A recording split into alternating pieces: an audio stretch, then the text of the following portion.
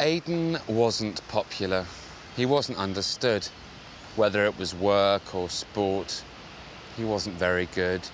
And deep inside his chest, he felt a longing and an ache to show what he could do and be, to show what he could make. So he crept into the art room like the calm before a storm. Every desk was empty, but the atmosphere was warm. And in the furthest corner was a canvas, blank and ready. Aidan stood transfixed, feeling vulnerable and heady. The canvas seemed to tingle as he touched it with the brush, and as forms began emerging, Aidan's blood began to rush. Green and yellow fields neath a molten orange sky, and a man with eyes so soulful they made Aidan want to cry. He was sitting on an outcrop, looking out towards the sea, so intensely, Aidan wondered, "Are you looking out at me?" "Yes, I am," the figure said. "I thought you'd never ask. But why is it you cover up so much behind your mask?" "I don't wear a mask," said Aidan, knowing that he lied. "Yes, you do," the angel said. "It's where you always hide. You wear it like a shield, so they don't know how you feel. You may think this is safer, but it means that nothing's real." Aidan let the angel's wisdom crash around his ears, like the waves upon the rocks that left a residue of tears.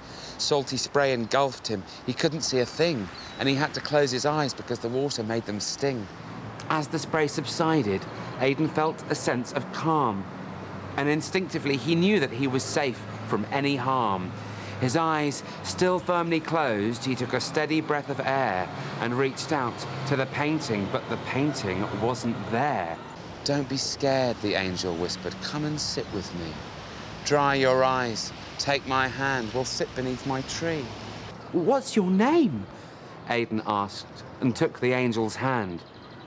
"Dave," the angel answered as they walked across the land. Up the rocky slope they climbed.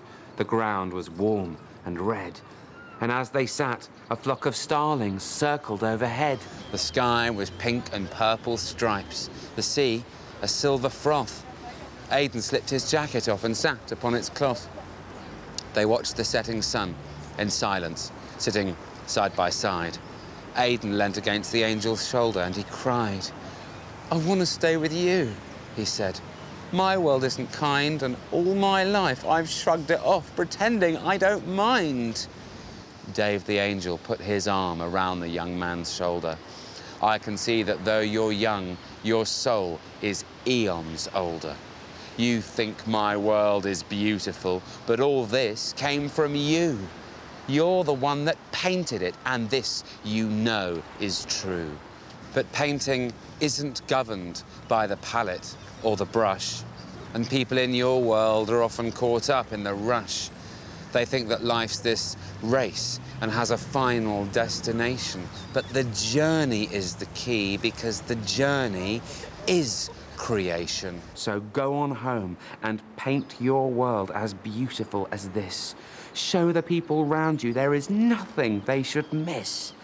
Paint exquisite colours with the things you choose to say, and teach as many people as you can along your way." When Aidan looked again, he had a paintbrush in his hand, and the angel Dave sat solo on the rocks above the sand. He finished off a starling to complete the wheeling flock and smiled as he saw he'd left his jacket on the rock.